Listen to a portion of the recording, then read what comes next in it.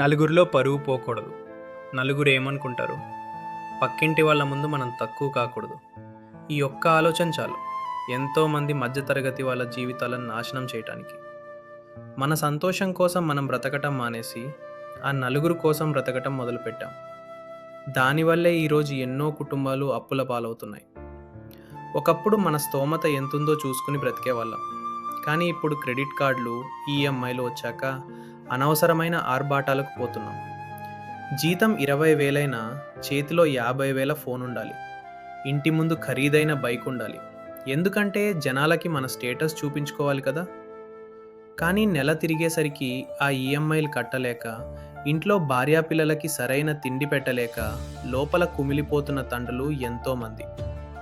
ఇక ఇంట్లో ఏదైనా ఫంక్షన్ లేదా పెళ్ళి వస్తే మన దగ్గర డబ్బులు లేకపోయినా లక్షల్లో అప్పులు చేస్తాం. ఎందుకో తెలుసా?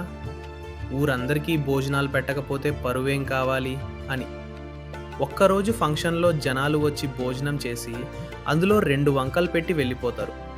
కానీ ఆ ఒక్క రోజు కోసం చేసిన అప్పు తీర్చడానికి ఆ తండ్రి 10 ఏళ్ల పాటు రక్తం చిందించాలి.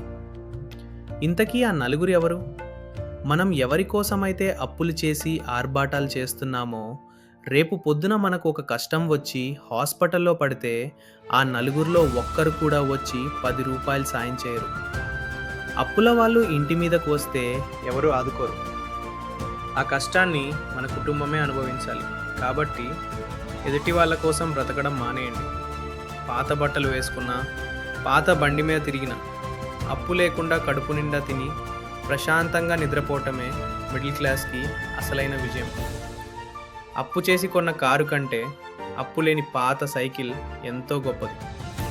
ఈ మాట నిజమనిపిస్తే ప్రతి మిడిల్ క్లాస్ ఫ్యామిలీకి షేర్ చేయండి. మరిన్ని వాస్తవాల కోసం మన లైఫ్ పేజెస్ తెలుగు ఛానల్ని సబ్స్క్రైబ్ చేసుకోండి.